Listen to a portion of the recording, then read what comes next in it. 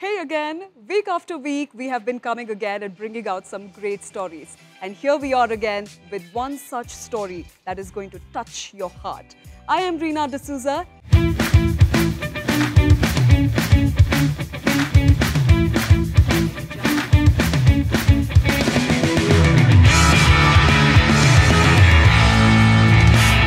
And you're watching the Reena Dsouza Show, co-partnered with Grainicus, in association with Chasing Perfection Events Private Limited, The Naked Eye Motion Pictures, Radio Indigo 91.9 FM, location partners Fandom Gillies Koramangala, talent management partners Games Unlimited, NGO partner Trinity Care Foundation, gifting partner Live Active, Nissa from Riches Laboratories, Osiru Shout Green, CAP partners Royal Tours and Travels, social media partners Pickstar Media, makeup and hair Manjunath, wardrobe partners Yukba. So today whom I'm about to introduce to you is someone very, very special. I would rather say it is more of a woman talk here. She is someone who represented India in the 2000 Sydney Olympic swim team for India. And let me tell you, she is the only woman who did that. Now, she is someone who's got the Arjuna Award, Karnataka Ekalavya Award, and the list of awards just goes one after the other. Now, let me tell you more about her. She is not just a mother and a friend to her family, but she is a mother, a mentor to millions of other students. Because someone who's learning swimming at the Nisha Millet's Academy, they have to meet Nisha Millet herself. Please welcome someone from Nisha Millet Swimming Academy, one and only, our guest for today, Nisha Millet. Ladies and gentlemen, if you're watching this show, we want all of you to clap right there. So Nisha, welcome to the show. Thank you so much for taking time out and joining us here. Thanks, It's Reena. special to have you. Please take your seat. Thanks So I'm certain you have loads to share, you know. Yes. So I have been given this information and I read this on your Wikipedia page as well, which states at the age of 5, when you were that young, you were scared of water. Yeah. Had you even thought that you will land up being a swimmer? How did this journey begin? You're exactly right. You know, my earliest memory is being hydrophobic. When I was just 5 years old, I was playing with some friends at a family friend's house, and then by mistake got pushed into a small pond, you know, a fish pond. And obviously at 5, you panic, the water was over my head, and my dad yanked me out of the pool in less than 30 seconds. But it was, you know, enough time for me to swallow some water. You know, so when I came out, I was coughing badly, and I swore I'd never go anywhere near water again. Oh you know? my God. And then obviously, you know, we lived in Chennai in those days, and then my dad said, come on, it's summer. I was about 9 years old by then, and I really stayed away from pools. And he said, it's about time you get over your fear, and he's a good swimmer himself. And so he took me to a pool close to our home, and he said, you know, he enrolled me for some classes. And it's not like a fairy tale story where I just picked up. I absolutely hated it. I cried. I think I scratched my swimming instructor. And finally, it was my dad who, you know, got me to the water, let me start enjoying the water, playing, then started teaching me how to swim a little bit. And before you knew it, in a couple of months, I was really enjoying the water, so much so I saw a swim team training just next to me in the same pool. And I went over and asked the coach if I could join. Wow. And once he allowed me to join, you know, like they say, the rest is history. There's no stopping me then. So then it just went on one after the other, and Yeah. we've seen you win so many medals after that.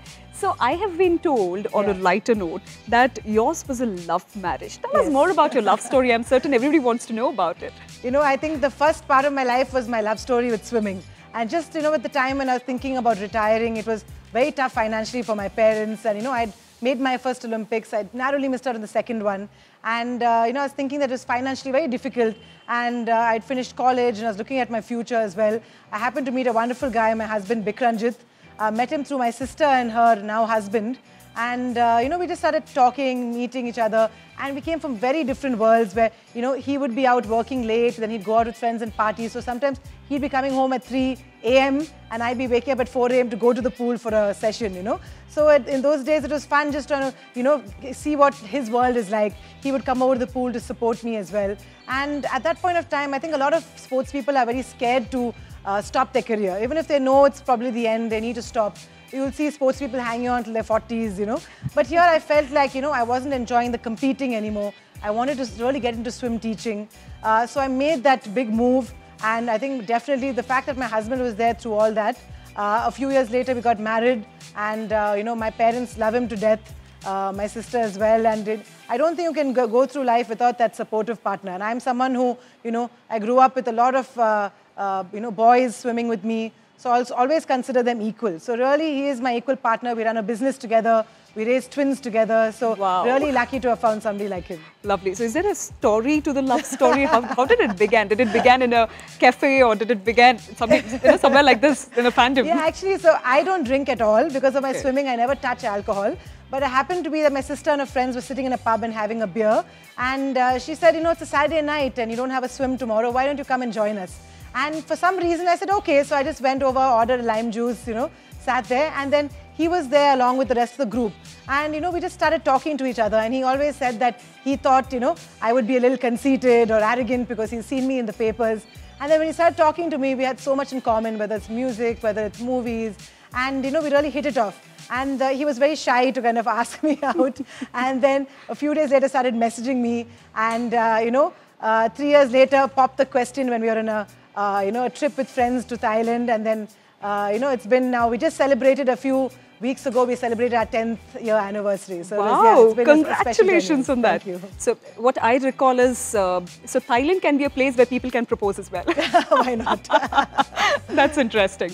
So now going to what you just mentioned us in the start, you said that you missed the Olympics, so which means that happened in '96 if I'm not wrong, isn't it? So there was something that was heartbroken and there was something that uplifted in 2000. Tell us the story about it. Well, once I started swimming, like I said, I only learned at the age of 9, which is quite late. But my progress was pretty fast and, from day one, I always felt like I was meant to be at the Olympics. I would watch the Olympics, I would get goosebumps even till date. I'd see the Olympic torch being lit and I would shed a few tears. And of course, I shared these dreams just with my parents, my family, my coaches. And a lot of people laughed at me in those days. I was a skinny, skinny little 9-year-old. But I always had a postcard of the Olympic rings, taped to the side of my bed. So at 5 a.m. when you get up, and by the time we had moved to Bangalore, so, very cold Bangalore mornings, and you want to go to the pool, I always had that dream.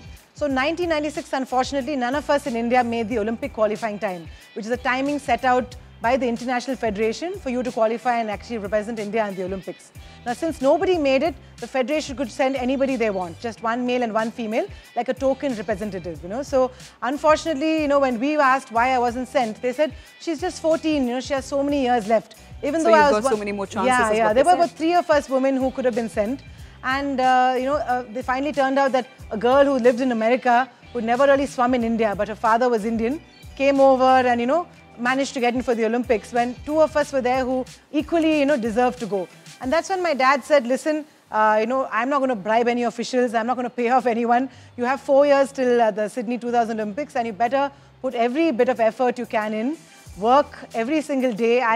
Your mum and me and your sister are there to, support you. And you need to make sure that you qualify because that's the only guaranteed way that you'll go for the 2000 Olympics. So it was a very, very tough 4 years, obviously, a lot of training. I was lucky in the last 1 year leading up to the 2000 Olympics, I got an International Olympic Committee scholarship, which is from the IOC, the Olympic Federation, and it allowed me to train in Australia for that 1 year.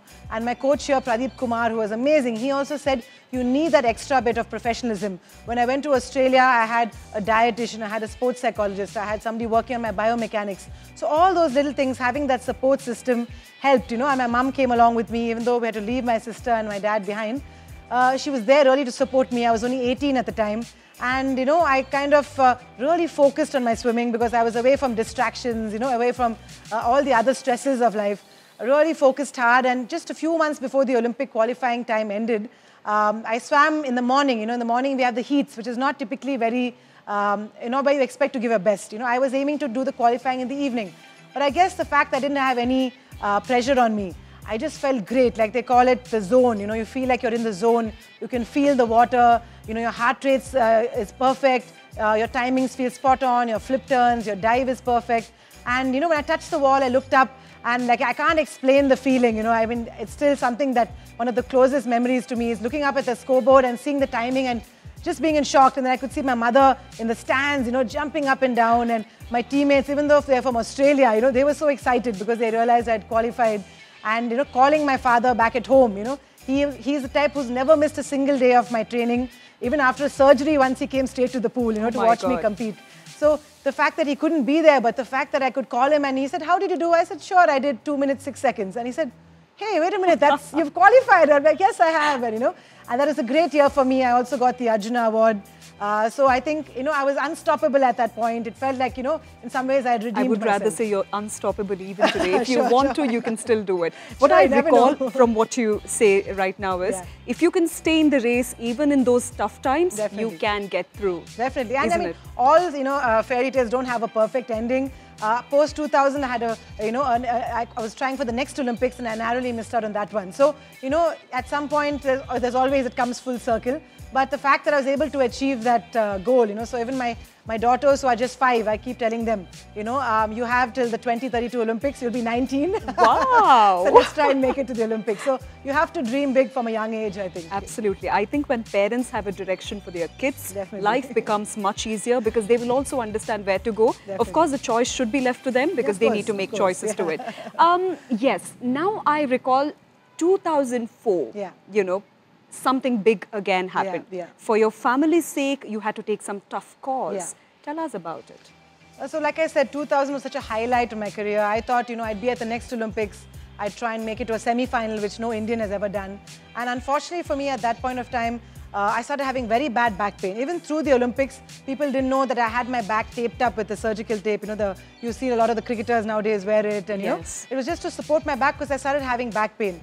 But as sports people were taught to just, live with the pain, push through the pain. But at some point, everyone knew this was something serious. It hadn't gone down. I'd been to physiotherapists, I'd been to doctors, and no one could figure out what it was. And in 2002, unfortunately, they diagnosed it as a benign tumor. So they said it's probably not cancerous, but because it's there, it's pressing on a nerve and it's causing you a lot of pain. So, I missed out 2 whole years of my swimming where I could have been training. And in 2002, finally, I had a surgery in Coimbatore with a great doctor. And I luckily, once he removed the tumor, the pain totally stopped. But it was, getting back into the pool, rehab, after a major surgery. I was allowed to do just 1 lap on the first day back, And then I had just 2 years instead of 4 years, to try for the next Olympics. So unfortunately, narrowly missed out in 2004. And then I had a very difficult call to take because, I'd been national champion for many years. I'd won Asian medals. At the same time, I obviously want to try for another Olympics. But unfortunately, my parents had really put everything on the line for my swimming, and my sister swam as well. She'd gone up to the World Championship. So between the 2 of us, he actually sold our family home in Chennai and used that to fund our training. So at that point in 2004, I realized that they had gone through a lot. So never once did they mention, but obviously I was much older by that time. I was 22. I realized that I need to start contributing. I had started teaching swimming, just in my free time. But it still wasn't enough to make the family, to make ends meet. And that's when I took a very tough call, and for the longest time, my dad was so upset, He said, we'll beg, borrow, steal, but you have to keep going. I know you can do 1 more Olympics and you can make it big. But I just felt it was unfair for the family. Because now in hindsight, he'd say, you did the right thing. But I took a call to, stop competitive swimming, which was heartbreaking. My dad cried for days. It was very difficult. But immediately, I felt like I want to start teaching and I want to give back to the sport, So that's when I decided, okay, I'm going to get back into the sport of swimming, stay in the sport that I love, but just be involved in a different way.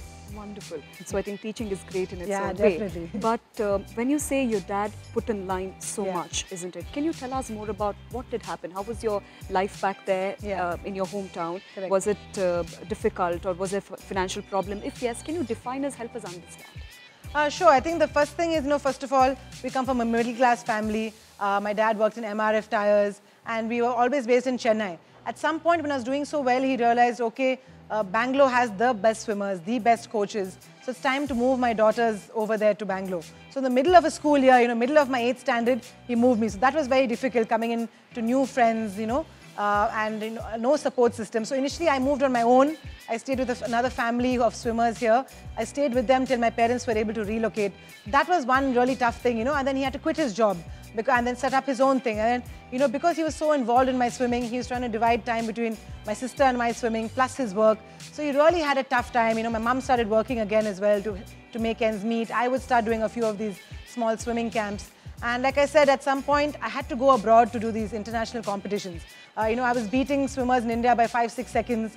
So I wasn't getting that competition. I was swimming with boys in the workouts, but when I was racing, I wasn't racing with people fast enough, not pushing me enough. And that's when he decided I have to go train abroad. So, you know, 1 or 2 trips that he financed to help me go get that exposure, whether it was in the US or Australia. And, you know, I had a great coach over here, Pradeep Kumar, who always said that I can give you so much, and then you also have to go abroad and get, you know, some more training there. They are more advanced in terms of technology, and even their pools, you know. We'd swim in a freezing cold pool here. There they have nice temperature control pools. So things like that. So my dad realized that he had to put everything in. So to the point where I remember times that we didn't have money to eat proper food, but they would make sure I have nutritious food and they would eat less. Or, you know, at some point we didn't have a car and we really had to save up for quite a long time just to afford a car. It was becoming very tough getting, you know, autos at 5 a.m. in the morning to go for class, and in those days you didn't have cabs, you know. So really now as a parent, I realize how much my parents have put in terms of time, effort, money. And, you know, he could have just said that, you know, she's gotten, you know, to a good level. She's won the national championship, you know, and he would have just left it at that. But he dreams big, as big or probably bigger than even me, you know. Even now, if you ask him, he'll say, Nisha can swim the 2020 Olympics in Tokyo. That's my dad for you, and my mum as well. You know, they really were my support system.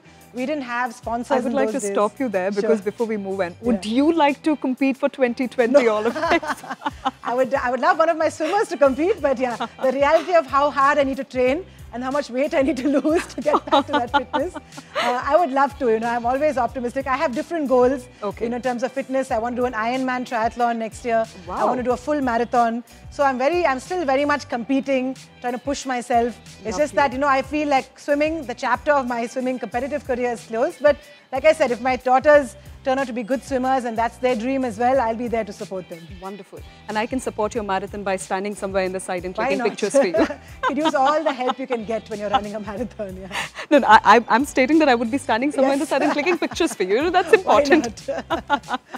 Okay, we'll be very happy for you, Nisha. We wish you the best of luck. Thanks. But when you talk about Nisha Millet's Swimming Academy, you have told me there have been so many students, isn't it? And aren't we topping today in terms of getting medals and being #1 in the country? Speak about it for us. Yeah, well, actually what happened is I started off wanting to teach people how to swim because of that bad experience that I mentioned. And even when I got out of my hydrophobia and I decided to get in the water, I didn't have a very good coach. And if my dad hadn't been there to teach me how to love the water, you know, you had the old-fashioned coaches who would throw you in. I was thrown into the deep end, and then I would scream and claw at my coach, then they'll pull you to the side. And this is before they taught you any of the skills like floating or breathing. You know, so it makes kids really scared. That was the old-fashioned way, you know, throw them in and let them, you know, sink or swim. But at the end of the day, my father taught me so well. I think I was inspired by that. Also, coming across different coaches in my life who've helped me through. So it was very natural progression for me to want to give back to the sport. So I said, let me just teach people how to swim. It was just as simple as that. That's how it started. Started with my parents, my sister and me, you know, doing it as a source of additional income.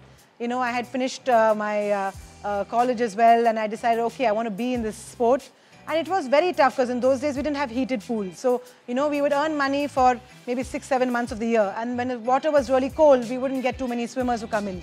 You know, so we had obviously tough times, but I could see the difference it was making. Like if you see someone who swims their first lap, you know, or takes their first breath, that kind of joy on their face, that was exciting to me. And, you know, the fact that we can teach them without putting the fear of God in them, you know, without throwing them into the pool, without terrorizing them. Indeed, so, training them. Yeah, exactly. And then, you know, especially kids, you know, they're so smart. If you just explain to them, get them to enjoy the water, people learn it so well. And the water is an amazing thing. First of all, it's a life-saving skill. Absolutely. You know, so I took it really seriously. And then I don't think I would have seriously done it as a business till my husband came along. So he had the corporate background. So I think his skills and then my people management skills and, you know, the fact that I was in swimming for so long, we both started getting certified as coaches, as teachers, started building up on our team. It was tough the first 3-4 years for sure, just financially, but I don't think we ever thought about it. We were very happy with whatever we were earning.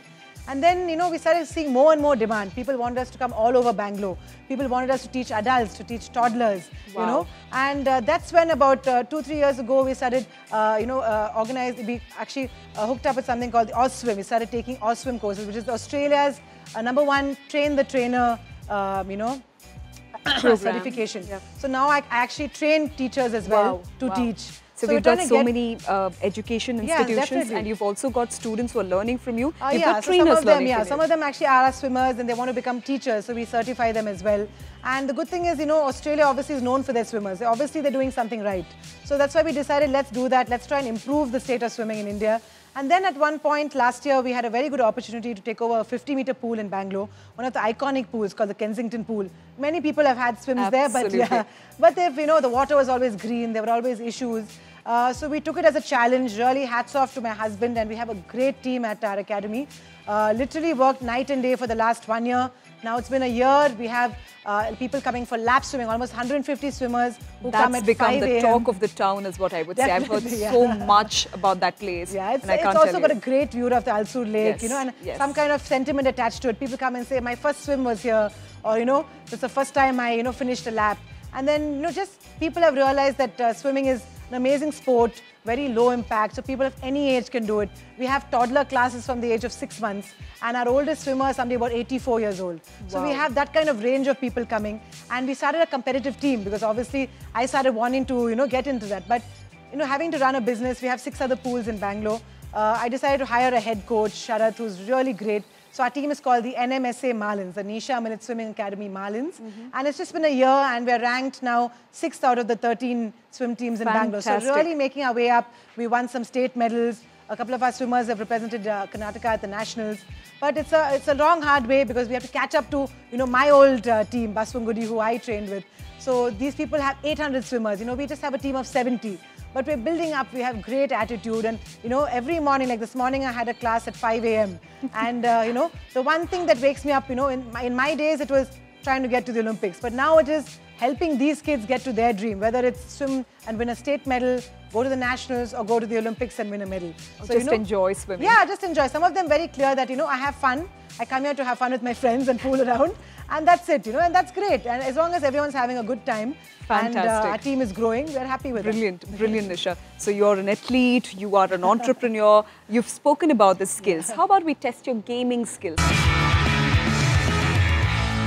My kids have been in from 6 months and now they're 4.5, and they love it. You know, they don't want to get out of the pool. That is the biggest issue. So you come to a pool, there's always laughter, there's always big smiles, there's always some celebration for somebody achieving something. So I do know that your husband is a Bengali and an Anglo-Indian, right? Have you learned some Bengali by any chance? Funnily enough, I think I know more Bengali than he does. So I think we've got a lot of Bengali friends watching today, so I want you to tell me a line in Bengali. Oh my God. All I do is eat lots of Bengali sweets and mishti doi. Definitely. I'll try the sauce as well.